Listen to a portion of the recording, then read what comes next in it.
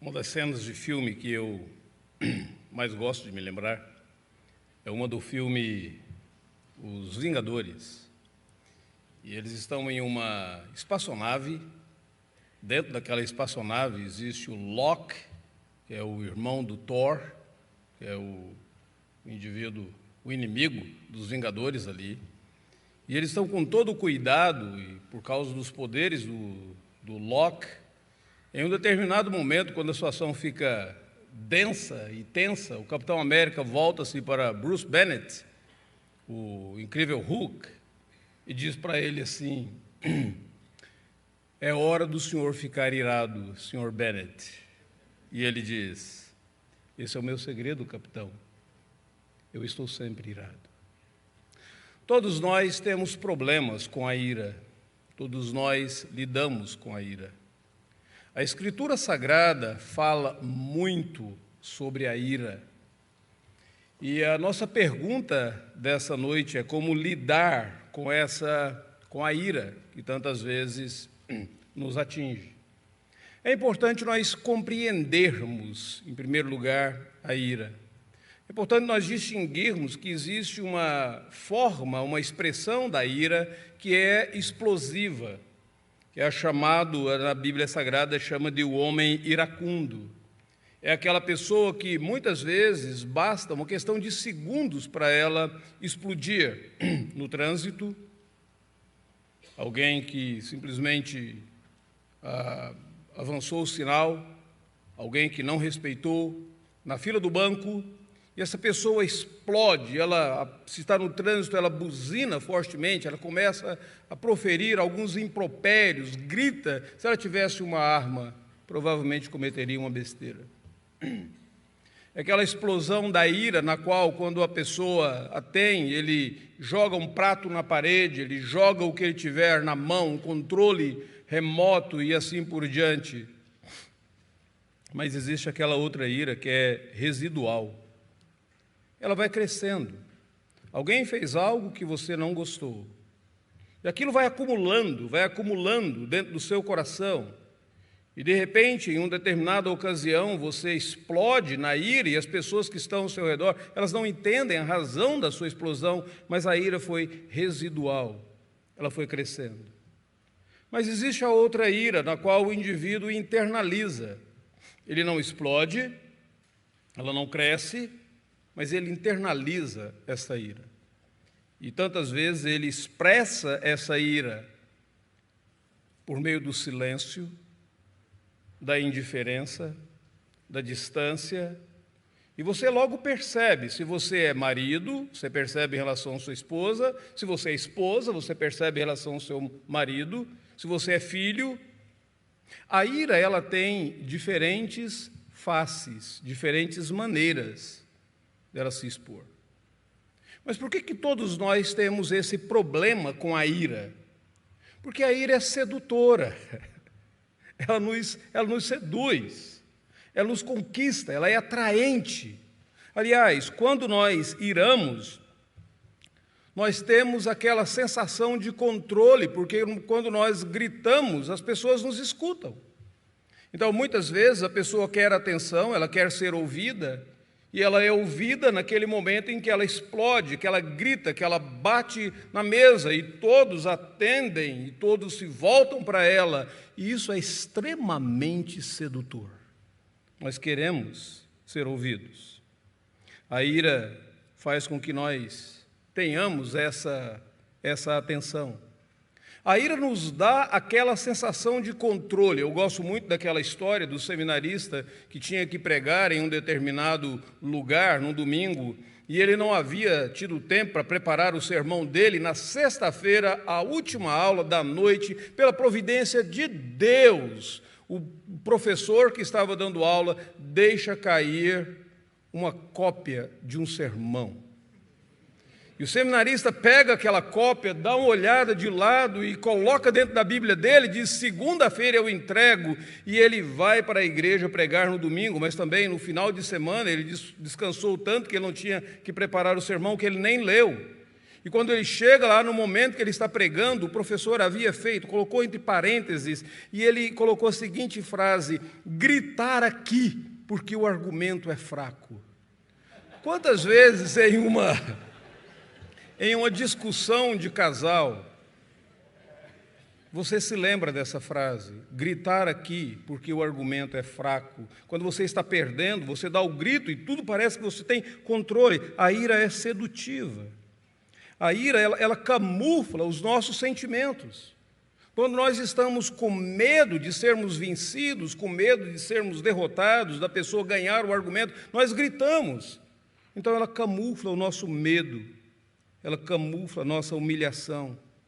Nosso sentimento de rejeição, quando nós nos sentimos rejeitados no relacionamento, nós agimos com ira. A ira, ela nos persegue. Como lidar com ela? Como que eu e você podemos tratar desse assunto? Bom, em primeiro lugar, e aqui eu gostaria de citar 8 princípios para vocês nessa noite. O primeiro deles é que nem toda ira é pecado. A Bíblia Sagrada diz que Deus se ira. A Escritura Sagrada diz que o Senhor expressa a sua ira contra os ímpios. A Escritura Sagrada mostra o Senhor Jesus Cristo irado com um chicote, um azorrague, expulsando pessoas que transformavam o templo, a casa de Deus, que deveria ser um local de adoração, em um local de comércio, e Jesus fica irado com aquilo. A Bíblia Sagrada diz que o apóstolo Paulo, em Atenas, Atos capítulo de número 17, ficou irado em face à idolatria da cidade. Nem toda ira é pecado. O próprio Deus se ira. Em segundo lugar, o segundo princípio, a ira é um atributo de Deus e um atributo comunicável. Ou seja, atributos comunicáveis são aquelas qualidades que Deus comunicou às suas criaturas no ato da criação. Amor, alegria, conhecimento e ira. Ira, nós temos esse atributo de Deus em nós. Muitas vezes eu leio alguns livros, alguns artigos, e eu não concordo com eles, quando o título é mais ou menos assim: mate a ira dentro do seu coração. Como que eu posso matar algo que o próprio Deus colocou aqui? Se eu fui criado à imagem de Deus, se eu fui criado à semelhança de Deus, e o Senhor Deus comunicou esse atributo a mim, e eu tenho essa capacidade de me irar diante da injustiça, como que eu posso matar isso? Como que eu posso arrancar isso de mim? Arrancar isso significa deixar de ser a imagem de Deus. Ela é um atributo comunicável. O problema é que a ira humana geralmente é pecaminosa, porque nós fomos afetados pelo pecado e, no geral, nós nos iramos em causa própria. Quando nós estamos perdendo, quando nós estamos sendo colocados contra a parede, quando nossos desejos não estão sendo realizados, de repente os nossos desejos eles se tornam em demandas e eles nos fazem irar. Há uma diferença muito grande entre você perder alguma coisa que você gosta e você perder alguma coisa que você adora. Quando você perde alguma coisa que você gosta, você se entristece. Quando você perde alguma coisa que você adora, você fica arrasado, ou você fica irado, e você explode em ira. Então, em terceiro lugar, a ira humana é geralmente pecaminosa. Em quarto lugar, pessoas iradas, no geral, elas são cegas para a sua própria ira. É mais ou menos como um fumante. O fumante não percebe quão desagradável ele é, mas todas as pessoas ao redor percebem. Elas sentem aquele cheiro do cigarro, elas sentem o cheiro daquilo que está sendo fumado, e aquilo entra pelas narinas e elas não conseguem ficar próximo, mas ele está tão acostumado com aquilo que ele não percebe. Uma pessoa irada, uma pessoa iracunda, muitas vezes ele não percebe a sua ira, porque ele está cego, a sua ira o cegou. Eles veem muitas vezes o problema no objeto da sua ira, mas eles não veem o problema neles mesmos. Em quinto lugar, A ira possui inúmeras faces: murmurações, silêncios, distanciamentos, internalização. Gosto da expressão de um indivíduo que diz: eu fico emburrado. Emburrado significa eu me torno um burro mesmo. Eu me torno um animal nesse momento da ira. Explosões, vitimização, atitude de defesa. A ira tem várias faces. Ela tem várias faces. Em quinto lugar, a Bíblia Sagrada diz, aliás, em sexto lugar, a Bíblia Sagrada diz que a ira é especialmente conectada a Satanás. Tiago diz isso no capítulo de número 3. As atitudes do iracundo, muitas vezes elas glorificam o próprio Satanás. Talvez seja por isso que o apóstolo Paulo diz: irai-vos e não pequeis, não se ponha o sol sobre a vossa ira, não deem lugar ao diabo, porque Satanás se apropria desses momentos de explosões, desses momentos em que nós somos controlados, dominados pela ira e nós fazemos tolice ao nosso redor. Em sétimo lugar, Jesus Cristo nunca ficou irado por motivos pessoais. Os fariseus, os escribas, eles atacavam o Senhor Jesus, eles questionavam o Senhor Jesus, mas ele nunca se irou em defesa própria. Inúmeras vezes ele ficou irado defendendo a santidade do Pai, a glória do Pai, mas ele não se irou em defesa própria. E oitavo lugar, em última análise, a ira é contra Deus. Há um texto bíblico em Provérbios 19, versículo de número 3, que diz assim: a estutícia do homem perverte o seu caminho, mas é contra o Senhor que o seu coração se ira. Quando o indivíduo fica irado com a sua circunstância, com a sua vida, com a sua esposa, com o seu filho, com o seu emprego, na verdade ele está irado porque ele não entendeu como que Deus, na providência dele, pôde ter dado a ele aquele filho, aquela esposa, aquele emprego. A grande questão, então, é como lidar com a ira, como dominar a ira. Em uma determinada ocasião, eu estava no meu pós-doutorado em aconselhamento e uma das atividades do pós-doutorado, uma tarefa que me foi dada pelo Dr. David Paulison, foi: encontre alguém que você possa compartilhar uma das suas fraquezas e peça essa pessoa para orar por você e peça essa pessoa para falar com você nesta área. Eu procurei naquela ocasião uma das pessoas que até hoje é um dos meus irmãos em Cristo mais próximos.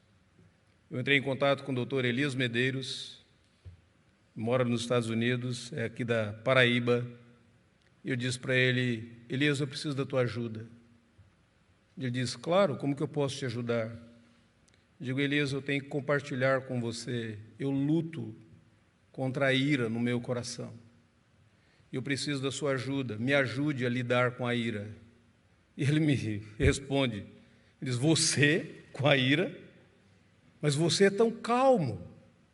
Eu quase que respondi para ele: esse é o meu segredo, capitão.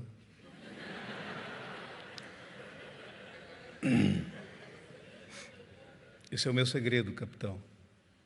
Eu estou sempre irado. Como lidar com a ira? Se a ira é um atributo de Deus comunicado a nós, a melhor maneira de lidar com a ira é aprender como que Deus se ira. A palavra de Deus diz que o Senhor Deus, na sua ira, ele se lembra da misericórdia.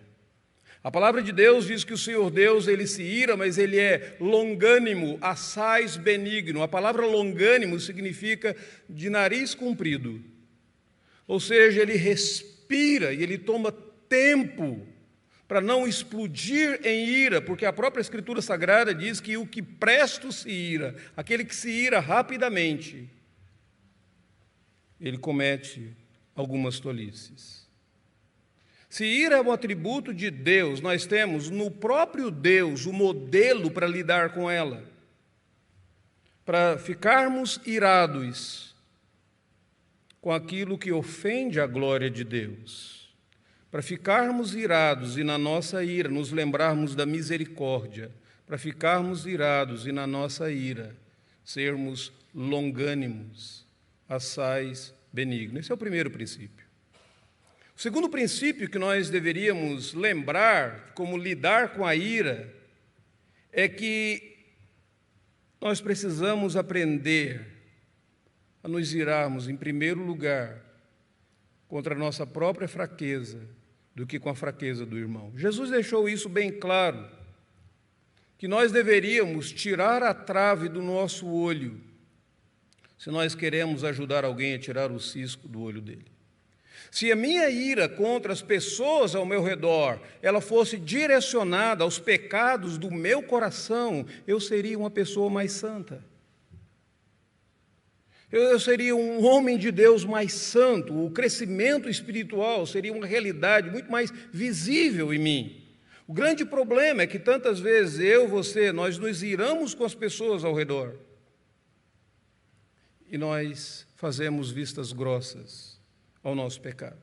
Nós deveríamos agir como aqueles apóstolos, aqueles discípulos do Senhor Jesus Cristo, que quando ele disse que alguém haveria de traí-lo, eles direcionaram a espada da pergunta para eles mesmos e eles disseram: acaso sou eu, Senhor? Por acaso sou eu, ó Deus? Então, no momento da ira, nós precisamos aprender a olhar para o nosso próprio coração. É razoável essa tua ira, Jonas? É razoável agir dessa maneira? É prudente agir dessa forma? Em terceiro lugar, nós precisamos entender que nós não precisamos lidar com as nossas fraquezas e com os nossos males como cavaleiros solitários, mas nós podemos lidar com as nossas fraquezas e os nossos males de uma maneira solidária. Deixa eu explicar o que eu quero dizer. O fato de Deus ter me alcançado pela graça, ter te alcançado pela graça, nos colocado na igreja, corpo visível de Cristo Jesus, ao nosso redor, irmãos e irmãs, para crescermos juntos, significa que Deus coloca esses homens e mulheres como instrumentos a serem utilizados por Ele para me ajudar a lidar com a minha ira. Se eu me torno cego para com a minha ira, a minha esposa pode visualizar melhor as minhas ações, meu filho pode visualizar melhor as minhas ações, eu posso permitir que eles falem comigo, que eles me digam: olha, você não está sendo exagerado na maneira como o senhor fala. Olha, da forma como o senhor está falando, o senhor não está sendo muito ácido. Existe uma outra maneira do senhor colocar. O senhor não gostaria de considerar novamente essa questão? Outras pessoas. Muitas vezes nós lemos a Bíblia Sagrada e nós vemos especialmente o texto de Daniel, no livro de Daniel, e nós lemos assim, nós vemos o versículo bíblico: resolveu Daniel firmemente não se contaminar com as finas iguarias do rei. Nós olhamos para Daniel e falamos: excelente, um grande exemplo de uma pessoa que sozinho não se contaminou com as finas iguarias do rei. Só que você se esquece que Daniel não estava sozinho. Ele tinha 3 amigos orando e intercedendo por ele continuamente. Você não precisa lutar contra as mazelas da tua vida, contra as tuas fraquezas, sozinho. Deus não ordenou para que fosse assim. Então permita que outras pessoas venham e te ajudem nessa questão. A ira é um problema para todos nós.